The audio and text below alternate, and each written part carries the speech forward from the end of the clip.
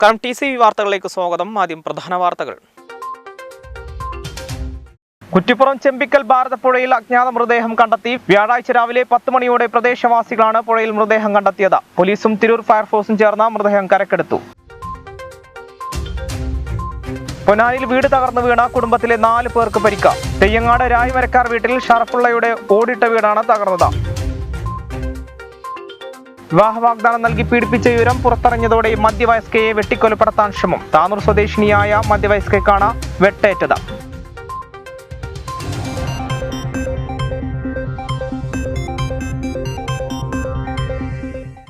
വാർത്തകൾ വിശദമായി. കുറ്റിപ്പുറം ചെമ്പിക്കൽ ഭാരതപ്പുഴയിൽ അജ്ഞാത മൃതദേഹം കണ്ടെത്തി. വ്യാഴാഴ്ച രാവിലെ 10 മണിയോടെ പ്രദേശവാസികളാണ് പുഴയിൽ മൃതദേഹം കണ്ടെത്തിയത്. തുടർന്ന് പോലീസും തിരൂർ ഫയർഫോഴ്സും ചേർന്ന് മൃതദേഹം കരക്കെടുത്തു. കുറ്റിപ്പുറം ചെമ്പിക്കൽ ഭാരതപ്പുഴയിലാണ് അജ്ഞാത മൃതദേഹം കണ്ടെത്തിയത്. വ്യാഴാഴ്ച രാവിലെ 10 മണിയോടെ പ്രദേശവാസികളാണ് പുഴയിൽ മൃതദേഹം കണ്ടെത്തിയത്. തുടർന്ന് പോലീസും തിരൂർ ഫയർഫോഴ്സും അസിസ്റ്റന്റ് സ്റ്റേഷൻ ഓഫീസർ പി സുനിലിന്റെ നേതൃത്വത്തിലുള്ള സംഘവും ചേർന്ന് മൃതദേഹം കരക്കെത്തിച്ചു. മൃതദേഹം ഇതുവരെ തിരിച്ചറിഞ്ഞിട്ടില്ല. ഇൻക്വസ്റ്റ് നടപടികൾ പൂർത്തിയായി വരുന്നതായി തിരൂർ പോലീസ് അറിയിച്ചു. പൊന്നാനിയിൽ വീട് തകർന്നു വീണ കുടുംബത്തിലെ 4 പേർക്ക് പരിക്ക്. തെയ്യങ്ങാട് രായൻമരക്കാർ വീട്ടിൽ ഷറഫുള്ളയുടെ ഓടിട്ട വീടാണ് തകർന്നത്. ഭാര്യ ഷാജിദ, മക്കളായ സഫ്ന, സജ്ന എന്നിവർക്കാണ് പരിക്കേറ്റത്. പൊന്നാനി തെയ്യങ്ങാട് മഴയിൽ ഓടിട്ട വീട് നിലംപൊത്തി. മതിലിടിഞ്ഞു വീണ് 2 പേർക്ക് പരിക്കേറ്റു. ഇവരെ തൃശൂരിലെ സ്വകാര്യ ആശുപത്രിയിൽ പ്രവേശിപ്പിച്ചു. പൊന്നാനി തെയ്യങ്ങാട് സ്വദേശി രായ്മരക്കാർ വീട്ടിൽ സഫറുള്ളയുടെ വീടാണ് തകർന്നു വീണത്. ചൊവ്വാഴ്ച രാത്രി 11:45 അപകടം. ഇക്കൻ്റെ സൗണ്ട് ഇട്ടിട്ട് ഞങ്ങൾ അവിടുന്ന് കാണുമായിരുന്നു. ചീറിൽ ഇട്ടിട്ട് ഞങ്ങൾ ഓടി വന്ന് നേരെ തന്നെ മതിലൊക്കെ ചാടി അതിൻ്റെ ഉള്ളിലിറങ്ങി നോക്കുമ്പോൾ എല്ലാവരും കല്ലിലടി വിട്ടിരിക്കുകയാണ്. ഇക്ക മാത്രം പുറത്തുള്ളൂ. ബാക്കി 3 മെത്തും കല്ല് വീണിട്ട് ആകെ ആവശ്യമായി കിടക്കുക. പിന്നെ ഫയർഫോഴ്സും പോലീസുകാരും വന്ന് കല്ലൊക്കെ പീസാക്കിയിട്ടാണ് പുറത്തേക്ക് ഇട്ട് അവർ രക്ഷിച്ചത്. അപകടത്തിൽ ചുമറിടിഞ്ഞ് മക്കളായ സഫ്ന, സജന എന്നിവരുടെ മുകളിലേക്ക് പതിച്ചതോടെ ഇരുവരും പുറത്തിറങ്ങാനാകാതെ കട്ടകൾക്കിടയിൽ കുടുങ്ങി. വീട് തകർന്നതിനാൽ സഫൂറിലേക്കും ഭാര്യ ഷാജിദയ്ക്കും പുറത്തിറങ്ങാനായില്ല. ബഹളം കേട്ട് അയൽവാസികൾ ഓടിക്കൂടിയെങ്കിലും വീടിനകത്ത് പെട്ടവരെ പുറത്തെടുക്കാനായില്ല. ഫയർഫോഴ്സ് യൂണിറ്റ് സ്ഥലത്തെത്തിയാണ് വീട്ടുകാരെ രക്ഷപ്പെടുത്തിയത്. അപകടത്തിൽ സഫ്നയുടെ കൈയിന്റെയും സജിനയുടെ കാലിന്റെയും എല്ലുകൾ പൊട്ടിയിട്ടുണ്ട്. സഫറുലയ്ക്കും ഭാര്യ ഷാജിദയ്ക്കും നിസ്സാര പരിക്കേറ്റു. പൊന്നാനി താലൂക്ക് ആശുപത്രിയിൽ നിന്ന് കൂടുതൽ ചികിത്സയ്ക്ക് വേണ്ടി തൃശൂരിലെ സ്വകാര്യ ആശുപത്രിയിൽ പ്രവേശിപ്പിച്ചു. 3 ലക്ഷം രൂപയുടെ നാശനഷ്ടമാണ് കണക്കാക്കുന്നത്. ഇന്നലെ രാത്രി ഒരു 12:10 ഇവിടെ ഈ പ്രദേശത്തുള്ള നമ്മുടെ ആൾക്കാർ വിളിച്ചിട്ടാണ് ഞാൻ ഈ സംഭവം അറിയണത്. അപ്പോൾ തന്നെ ഞാൻ ഓടി വരുമ്പോഴേക്കും ഇവിടുത്തെ ആൾക്കാരെല്ലാവരും കൂടി ഫയർഫോഴ്സിനെ വിളിക്കുകയും ഫയർഫോഴ്സ് വന്ന് ഇവരെ 4 പേരെയും ഇതിൻ്റെ ഉള്ളിൽ നിന്ന് എടുക്കുകയും ആശുപത്രിയിലേക്ക് കൊണ്ടുപോകാനുള്ള സജ്ജീകരണങ്ങൾ എല്ലാവരും ഈ നാട്ടിലെ എല്ലാവരും കൂടിയിട്ട് ചെയ്തിട്ടുണ്ടായിരുന്നു. അതിൻ്റെ ഭാഗമായി താലൂക്ക് ആശുപത്രിയിൽ പോയി അവർക്കുള്ള പ്രാഥമിക ശുശ്രൂഷകൾ കൊടുക്കുകയും അവിടെ നിന്ന് തൃശ്ശൂർ മെഡിക്കൽ കോളേജിലേക്ക് റെഫർ ചെയ്യുകയും ചെയ്തു. അവിടെ ചെന്ന് അല്ലറ ചില്ലറ പരിക്കുകളോടൊക്കെ കൂടി 2 കുട്ടികൾക്കും ഇവർക്കും പരിക്കുകളുണ്ട്. അവർ ചികിത്സയിലാണ്. ഇന്ന് ചിലപ്പോൾ ഡിസ്ചാർജ് ചെയ്ത് അവർ വീട്ടിൽ വരും. അതിൻ്റെ പ്രാരംഭ നടപടികൾ എന്ന നിലയിൽ വില്ലേജ് ഓഫീസർ, തഹസിൽദാർ എല്ലാ ഉദ്യോഗസ്ഥന്മാരെയും നമ്മൾ അറിയിച്ചിട്ടുണ്ട്. മുനിസിപ്പൽ തലത്തിലും നമുക്ക് എന്തൊക്കെ ആനുകൂല്യങ്ങളാണ് ഇവർക്ക് വാങ്ങിച്ചു കൊടുക്കുവാൻ സാധിക്കുക അതൊക്കെ നമ്മൾ രേഖാമൂലം എഴുതി കൊടുത്ത് അവർക്ക് ചെയ്യാനുള്ളതൊക്കെ ചെയ്തു കൊടുക്കുന്നതാണ്. CPIM താനൂർ ഏരിയ സമ്മേളനത്തിന് വെള്ളിയാഴ്ച പതാക ഉയരും. വൈലത്തൂരിലെ പൊൻകാസ് ബീരാൻകുട്ടി നഗറിലാണ് സമ്മേളനത്തിന് വേദിയാകുന്നത്. 9 ഏരിയ കമ്മിറ്റികളിൽ നിന്നായി 130 പ്രതിനിധികൾ സമ്മേളനത്തിൽ പങ്കെടുക്കും. പുതിയ 16 അംഗ ഏരിയ കമ്മിറ്റിയെ തെരഞ്ഞെടുക്കും. പതാക, കൊടിമര, ദീപശിഖാജാഥകൾ സമ്മേളന നഗരിയിൽ സംഗമിക്കുന്നതോടെയാണ് CPIM താനൂർ ഏരിയ സമ്മേളനത്തിന് പതാക ഉയരുക. നവംബർ 27, 28 ശനി, ഞായർ ദിവസങ്ങളിലായി പ്രതിനിധി സമ്മേളനം വൈലത്തൂർ KPM ഓഡിറ്റോറിയത്തിലെ പൊൻകാസ് ബീരാൻകുട്ടി നഗറിൽ നടക്കും. ശനിയാഴ്ച രാവിലെ 10 പ്രതിനിധി സമ്മേളനം CPIM സംസ്ഥാന സമിതി അംഗം PK സൈനബ ഉദ്ഘാടനം ചെയ്യും. വനിതകൾ ഉൾപ്പെടെ 113 പ്രതിനിധികളും 17 ഏരിയ കമ്മിറ്റി അംഗങ്ങളും CPIM ജില്ലാ സെക്രട്ടേറിയറ്റ് അംഗങ്ങളായ E. ജയൻ, വേലായുധൻ വള്ളിക്കുന്ന് എന്നിവരും സമ്മേളനത്തിൽ പങ്കെടുക്കും. പാർട്ടി ഏരിയ സമ്മേളനത്തിനകത്ത് 113 പ്രതിനിധികളാണ് പങ്കെടുക്കുന്നത്. അതിനു പുറമെ പാർട്ടിയുടെ ഏരിയ കമ്മിറ്റി അംഗങ്ങളായ 17 പേർ ഉൾപ്പെടെ 130 പ്രതിനിധികൾ പങ്കെടുത്തുകൊണ്ടാണ് സമ്മേളനം ചേരുക. ആ സമ്മേളനത്തെ നിയന്ത്രിക്കുന്നതിനു വേണ്ടി പാർട്ടിയുടെ ജില്ലാ കമ്മിറ്റിയിൽ നിന്നും സംസ്ഥാന കമ്മിറ്റിയിൽ നിന്നും സഖാക്കൾ പങ്കെടുക്കുന്നുണ്ട്. ഈ സമ്മേളനത്തിനകത്ത് പാർട്ടിയുടെ കഴിഞ്ഞ സമ്മേളന കാലയളവിലുള്ള പാർട്ടി സ്വീകരിച്ചിട്ടുള്ള നിലപാടുകളും അതിൻ്റെ പോരായ്മകളും അതിനുശേഷം അടുത്ത വർഷത്തിലേക്ക് താനൂർ ഏരിയയിൽ പാർട്ടി സ്വീകരിക്കേണ്ട നിലപാടുകളെക്കുറിച്ചുമാണ് ചർച്ച ചെയ്യുക. 3 കേന്ദ്രങ്ങളിൽ നിന്നാണ് പതാക, കൊടിമര, ദീപശിഖ ജാഥകൾ പ്രയാണം ആരംഭിക്കുന്നത്. 3 ജാഥകളും വെള്ളിയാഴ്ച വൈകുന്നേരത്തോടെ സമ്മേളന നഗരിയിൽ സംഗമിക്കും. പി ശങ്കരൻ ക്യാപ്റ്റനും എം അനിൽകുമാർ വൈസ് ക്യാപ്റ്റനുമായ പതാക ജാഥ താനൂരിലെ പി നാരായണിയുടെ വീട്ടിൽ നിന്നും ആരംഭിക്കും. പി സൈദലവി ക്യാപ്റ്റനും പി വിനേശൻ വൈസ് ക്യാപ്റ്റനുമായ കൊടിമര ജാഥ ഉണ്ണിയാലിലെ KP ഉമ്മറിന്റെ വീട്ടിൽ നിന്നാണ് പ്രയാണം ആരംഭിക്കുന്നത്. 3 മേഖലകളിൽ നിന്നാണ് ദീപശിഖ ജാഥ എത്തുന്നത്. വി അബ്ദുറസാഖ് ക്യാപ്റ്റനും PA Satheesan, KK Velayudhan vice ക്യാപ്റ്റന്മാരുമായ ദീപശിഖ ജാഥകൾ വട്ടത്താണയിലെ ശ്രീധരൻ, താനാളൂരിലെ കാസ്മി, പറമ്പിൽ മുകളിലെ പൊൻകാസ് ബീരാൻകുട്ടി എന്നിവരുടെ വീടുകളിൽ നിന്നും ആരംഭിക്കും. പതാക, കൊടിമര, ദീപശിഖ ജാഥകൾ സംഘടിപ്പിക്കുന്നുണ്ട്. ഈ സമ്മേളനത്തിൽ ഉയർത്താനുള്ള പതാക ഇവിടെ നമുക്ക് ഏവർക്കും അറിയുന്നതുപോലെ താമുവേട്ടൻ രക്തസാക്ഷി ആയ അദ്ദേഹത്തിൻ്റെ സഹോദരി നാരായണി അമ്മയുടെ വീട്ടിൽ നിന്ന് ആണ് പതാക ജാഥ ആരംഭിക്കുന്നത്. ആ പതാക ഏറ്റുവാങ്ങുന്നത് പാർട്ടിയുടെ മുതിർന്ന നേതാവ് സഖാവ് ശങ്കരൻ മാഷാണ്. ആ ജാഥയുടെ വൈസ് ക്യാപ്റ്റനായിട്ട് സഖാവ് അനിൽകുമാറാണ് നേതൃത്വം കൊടുക്കുന്നത്. 3 ജാഥകളും വട്ടത്താണിയിൽ സംഗമിച്ച് മഹാറാലിയായി വൈലത്തൂർ പൊൻകാസ് ബീരാൻകുട്ടി നഗറിൽ സംഗമിക്കും. പ്രതിനിധി സമ്മേളനം, പ്രവർത്തന റിപ്പോർട്ട് അവതരിപ്പിക്കൽ, റിപ്പോർട്ടിന്മേലുള്ള ചർച്ച, ഏരിയ കമ്മിറ്റിയുടെയും മേൽക്കമ്മിറ്റിയുടെയും മറുപടി, ഭാരവാഹികളെ തെരഞ്ഞെടുക്കൽ, അഭിവാദന പ്രസംഗം എന്നിവ അടങ്ങുന്നതാണ് സമ്മേളന അജണ്ട. കോവിഡ് പ്രമാണിച്ച് ശക്തി പ്രകടനവും പൊതുസമ്മേളനവും ഉണ്ടാകില്ല. KT Sasi, V Abdurazak, P Saidalavi എന്നിവർ വാർത്താ സമ്മേളനത്തിൽ പങ്കെടുത്തു. ഇനിയൊരു ഇടവേള.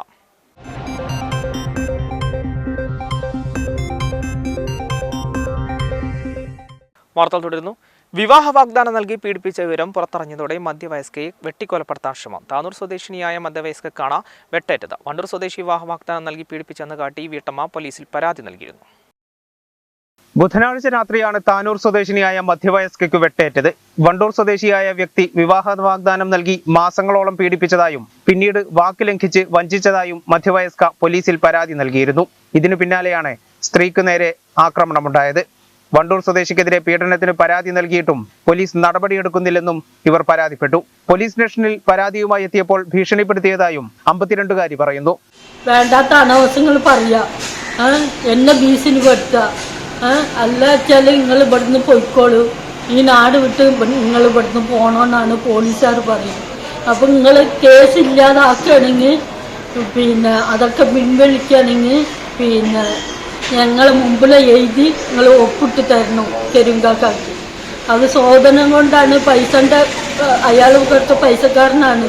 അയാൾ പോലീസുകാർക്ക് പൈസ കൊടുത്ത്, CAക്കും പോലീസുകാർക്കൊക്കെ പൈസ കൊടുത്ത് ഇതൊക്കെ പറയിപ്പിച്ചതാണ്.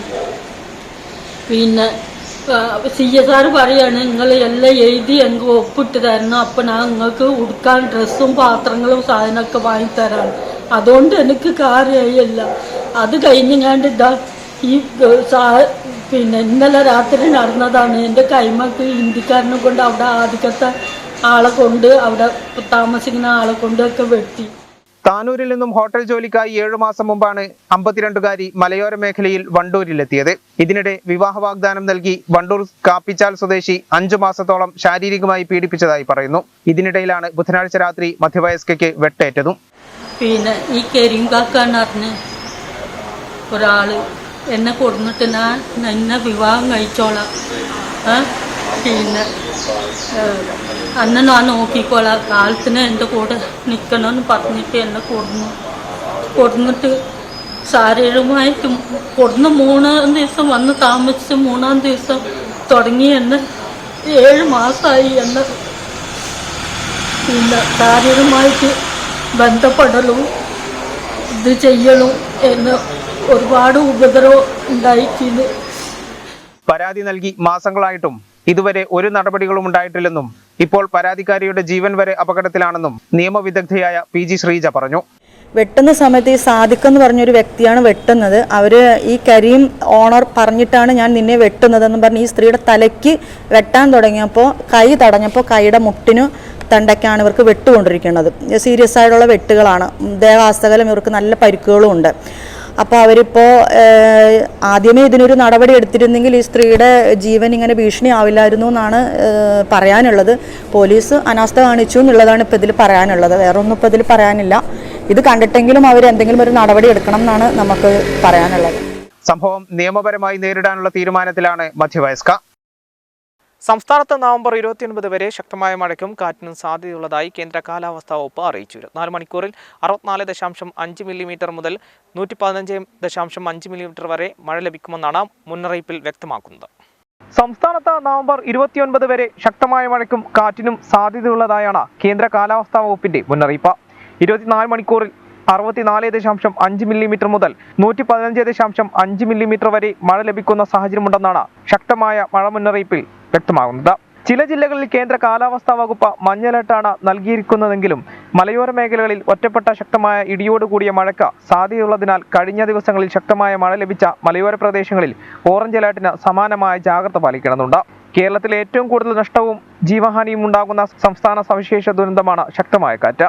ശക്തമായ കാറ്റിൽ മരങ്ങൾ കടപുഴകി വീണ ചില്ലകൾ ഒടിഞ്ഞു വീണും അപകടങ്ങൾ ഉണ്ടാകാനുള്ള സാധ്യതയുണ്ട്. അപകടം ശ്രദ്ധയിൽപ്പെട്ടാൽ ഉടനെ തന്നെ KSEB 1912 എന്ന കൺട്രോൾ റൂമിലോ 107 എന്ന നമ്പറിലോ ദുരന്ത നിവാരണ അതോറിറ്റിയുടെ കൺട്രോൾ റൂമിലോ വിവരം അറിയിക്കണം. ബംഗാൾ കടലിൽ പുതിയ ന്യൂനമർദ്ദം തെക്കൻ അന്തമാൻ കടലിൽ നവംബർ 29 രൂപപ്പെടാൻ സാധ്യതയുണ്ട്. തുടർന്ന് ശക്തി പ്രാപിച്ച് പടിഞ്ഞാറ് വടക്ക് പടിഞ്ഞാറ് ദിശയിൽ ഇന്ത്യൻ തീരത്തേക്ക് നീങ്ങാൻ സാധ്യതയെന്ന് കേന്ദ്ര കാലാവസ്ഥാ വകുപ്പ് അറിയിച്ചിട്ടുള്ളത്. തെക്കു പടിഞ്ഞാറൻ ബംഗാൾ ഉൾക്കടലിലെ ചക്രവാത ചുഴി നിലവിൽ ശ്രീലങ്കയുടെ തെക്കൻ തീരത്ത് സ്ഥിതി ചെയ്യുന്നതായും കാലാവസ്ഥാ നിരീക്ഷണ കേന്ദ്രം അറിയിച്ചു.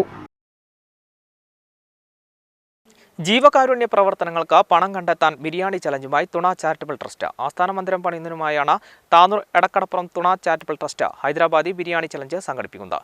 വെള്ളിയാഴ്ച നടക്കുന്ന ബിരിയാണി ചലഞ്ചിനുള്ള ഒരുക്കങ്ങൾ പൂർത്തിയായതായി സംഘാടകർ അറിയിച്ചു. താനൂർ എടക്കടപ്പുറം തുണ ചാരിറ്റബിൾ ട്രസ്റ്റിന്റെ ജീവകാരുണ്യ പ്രവർത്തനങ്ങൾക്കും ആസ്ഥാന മന്ദിരം പണിയുന്നതിനും ഫണ്ട് സ്വരൂപിക്കാനാണ് ഹൈദരാബാദി ബിരിയാണി ചലഞ്ച് സംഘടിപ്പിക്കുന്നത്. വെള്ളിയാഴ്ച നടക്കുന്ന ബിരിയാണി ചലഞ്ചിന്റെ ഒരുക്കങ്ങൾ അവസാന ഘട്ടത്തിലാണെന്ന് സംഘാടകർ അറിയിച്ചു.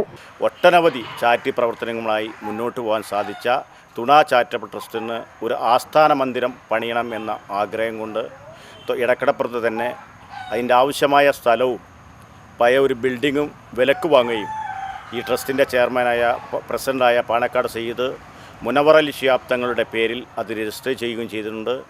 ഇനി അവിടെ ആധുനിക രീതിയിലുള്ള എല്ലാ സൗകര്യങ്ങളോടുള്ള പ്രദേശത്തെ ജനങ്ങളുടെ ഒരു ആശ്വാസ കേന്ദ്രമായി പ്രവർത്തിക്കുന്നതിനുള്ള ഒരു ആസ്ഥാന മന്ദിരം പണിയണമെന്ന ആഗ്രഹത്തോടു കൂടിയാണ് നാളെ ഹൈദരാബാദി ബിരിയാണി ചാലഞ്ച് നടത്താൻ ഉദ്ദേശിക്കുന്നത്. ഏകദേശം 7000-ഓളം ബിരിയാണിക്കുള്ള ഓർഡർ ഞങ്ങൾക്ക് ലഭിച്ചു കഴിഞ്ഞു. അങ്ങനെ ഞങ്ങളുടെ ആഗ്രഹത്തിൻ്റെ ഒരു സഫലീകരണം കൂടിയാണ് നാളത്തെ ചലഞ്ച് തീരുന്നതോടുകൂടി പൂവണിയാൻ പോകുന്നത്. താനൂർ എടക്കടപ്പുറം കേന്ദ്രമായി പ്രവർത്തിക്കുന്ന തുണ ചാരിറ്റബിൾ ട്രസ്റ്റ് ജീവകാരുണ്യ രംഗത്ത് നിരവധി പ്രവർത്തനങ്ങളാണ് നടത്തിവരുന്നത്. രോഗികൾ, വിധവകൾ, അനാഥ കുട്ടികൾക്കുള്ള സഹായം നൽകാനും നിർധനർക്ക് വീട് നിർമ്മാണ സഹായം, വിദ്യാർത്ഥികൾക്ക് ഉന്നത വിദ്യാഭ്യാസത്തിന് സഹായം, കോവിഡ് കാലത്ത് പ്രവാസി സഹായ പദ്ധതി, മത്സ്യത്തൊഴിലാളികൾക്ക് മത്സ്യബന്ധന ഉപകരണങ്ങൾ വാങ്ങുന്നതിന് സഹായം തുടങ്ങി നിരവധി ചാരിറ്റി പ്രവർത്തനങ്ങളാണ് നടത്തിവരുന്നത്. കോവിഡ് കാലത്തെ മൃതദേഹം കുളിപ്പിക്കുന്നതിന് ട്രസ്റ്റിന്റെ കീഴിൽ വനിതാ വിംഗും പ്രവർത്തിക്കുന്നുണ്ട്. ഏകദേശം 5 വർഷത്തിനകം 50 ലക്ഷത്തിൽ പരം രൂപയുടെ ചാരിറ്റി പ്രവർത്തനങ്ങൾ നടത്താൻ സാധിച്ചിട്ടുണ്ട്. പ്രദേശത്തെ നിർധനരായ രോഗികളെ, യതീമക്കളെ, വിധവകളെ ഒക്കെ സഹായിക്കുന്നതിനുള്ള നിരവധി പദ്ധതികൾ നടപ്പിലാക്കി. ഭവനരഹിതർക്ക് അവരുടെ ഭവനങ്ങൾ നിർമ്മിക്കുന്നതിനും അല്ലെങ്കിൽ അവിടെ റിപ്പയർ ചെയ്യുന്ന അടക്കമുള്ള പ്രവർത്തനങ്ങൾക്ക് ഫണ്ട് ചെലവാക്കുന്നുണ്ട്. മാത്രമല്ല വിദ്യാഭ്യാസ രംഗത്ത് വലിയ മുന്നേറ്റം നടത്തണമെന്ന് ആഗ്രഹിക്കുന്ന, ഉന്നത വിദ്യാഭ്യാസം ആഗ്രഹിക്കുന്ന വിദ്യാർത്ഥികളെ ഉന്നതിയിൽ എത്തിക്കുന്നതിനുള്ള സഹായമായി മുന്നോട്ട് പോകുന്നുണ്ട്. കോവിഡ് കാലത്ത് പ്രയാസമണിഞ്ഞ പ്രവാസികൾക്ക് പ്രവാസി സഹായി പദ്ധതിയുമായി മുന്നോട്ട് പോകാൻ സാധിച്ചിട്ടുണ്ട്. മാത്രമല്ല കോവിഡ് കാലത്ത് മയ്യത്ത് പരിപാലനവുമായി ബന്ധപ്പെട്ട് കോവിഡ് രോഗികൾക്കടക്കം മയ്യത്ത് പരിപാലിക്കുന്നതിനുള്ള വനിതാ വിങ്ങിൻ്റെ പ്രവർത്തനം നടക്കുന്നുണ്ട്.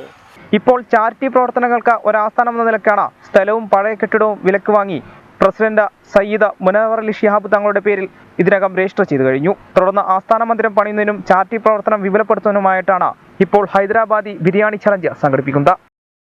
താനൂർ മുനിസിപ്പൽ ഗ്ലോബൽ KMCC 5ാം വാർഷികം സമാപിച്ചു. സമ്മേളനം Muslim League acting general secretary PMA Salam ഉദ്ഘാടനം ചെയ്തു. പ്രവാസി മലയാളികളുടെ ഏറ്റവും വലിയ കൂട്ടായ്മയാണ് KMCC എന്നും ഇന്ന് 100ഓളം രാജ്യങ്ങളിൽ KMCC പ്രവർത്തിക്കുന്നുണ്ടെന്നും Muslim League acting general secretary PMA Salam പറഞ്ഞു. താനൂർ മുനിസിപ്പൽ ഗ്ലോബൽ KMCC 5ാം വാർഷികം TV's ഓഡിറ്റോറിയത്തിൽ ഉദ്ഘാടനം ചെയ്ത് സംസാരിക്കുകയായിരുന്നു അദ്ദേഹം. ഒരുപാട് മുസ്ലിം വീടുകൾ തീ വെച്ച് നശിപ്പിക്കപ്പെട്ടു. അവരുടെ ആരാധനാലയങ്ങൾ നശിപ്പിക്കപ്പെട്ടു. അവരുടെ വ്യാപാര ശാലകൾ മുഴുവൻ തച്ചു തകർക്കപ്പെട്ടു. ഒരു ആശ്രയമില്ലാതെ ജീവിക്കാൻ വൃത്തിയില്ലാതെ നടുറോട്ടിൽ വന്ന മുസാഫിറുകളിലെ മുസ്ലിങ്ങളെ സഹായിക്കാൻ രംഗത്ത് വന്നത് KMCC-യാണ്. മുസ്ലിം ലീഗ് അഖിലേന്ത്യാ കമ്മിറ്റിയുടെ സഹായാഭ്യർത്ഥന വഹിച്ചുകൊണ്ട് മുസഫർപൂരിൽ ഒരു ടൗൺഷിപ്പ്, ഒരു അങ്ങാടി ഉണ്ടാക്കി കൊടുത്തു. അവിടെ 40 വീടുകൾ വെച്ച് കൊടുത്തു. അവരുടെ കന്നുകാലികളെ തളയ്ക്കാൻ കെട്ടാൻ ആലയങ്ങൾ ഉണ്ടാക്കി കൊടുത്തു. പള്ളിയും മദ്രസയും ഉണ്ടാക്കി കൊടുത്തു. കോടിക്കണക്കിന് രൂപയാണ് ചെലവഴിച്ച മുസഫർപൂരിൽ. കഴിഞ്ഞ ആഴ്ചയാണ് ജാർഖണ്ഡിൽ ഒരു പള്ളിയും മദ്രസയും സ്കൂളും KMCC-യുടെ ആഭിമുഖ്യത്തിൽ KMCC പ്രവർത്തകരുടെ ആഭിമുഖ്യത്തിൽ വാട്സപ്പ് കൂട്ടായ്മയിലൂടെ കോവിഡ് മഹാമാരി കാലത്ത് UAE സർക്കാരിന്റെ പ്രത്യേക പ്രശംസ പിടിച്ചുപറ്റാൻ കഴിഞ്ഞ സംഘടനയാണ് KMCC എന്നും അദ്ദേഹം കൂട്ടിച്ചേർത്തു. 50 കുടുംബങ്ങൾക്ക് നൽകുന്ന തയ്യൽ മെഷീന്റെ വിതരണോദ്ഘാടനം മുൻ വഖഫ് ബോർഡ് ചെയർമാൻ പാണക്കാട് സയ്യിദ് റഷീദ് അലി ശിഹാബ് തങ്ങൾ നിർവഹിച്ചു.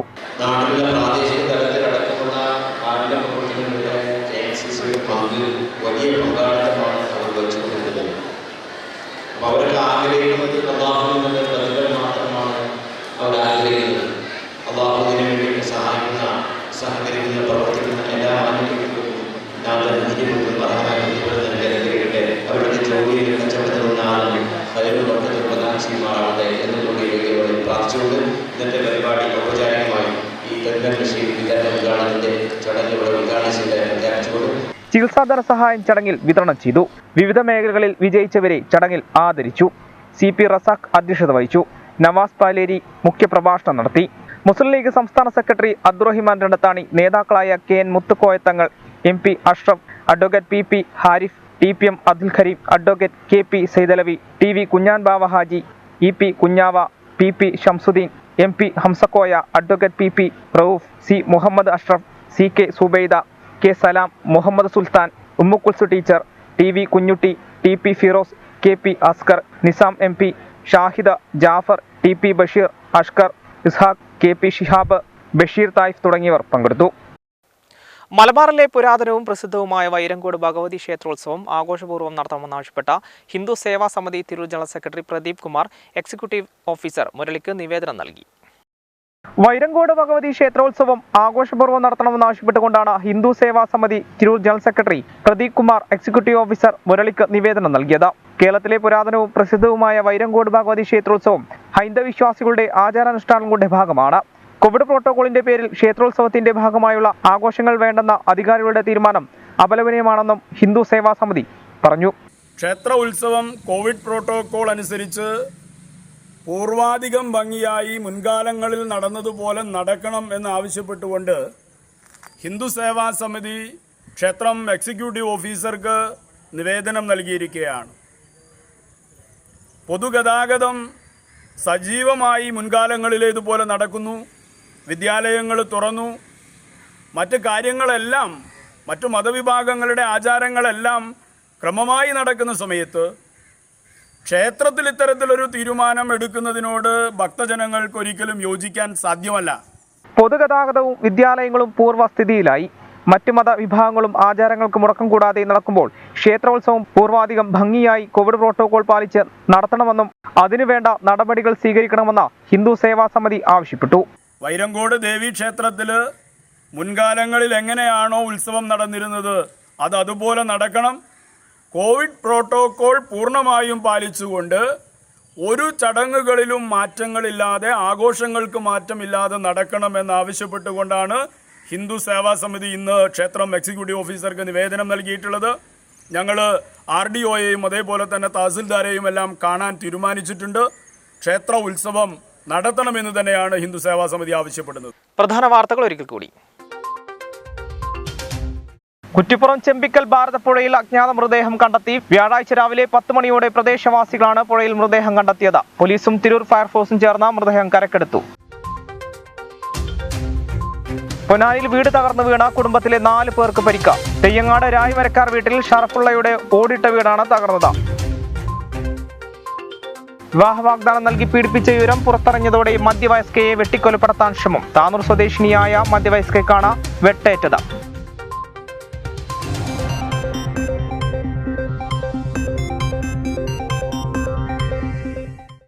ഇതോടുകൂടി വാർത്താ ബുള്ളറ്റിൻ സമാപിക്കുന്നു. നമസ്കാരം.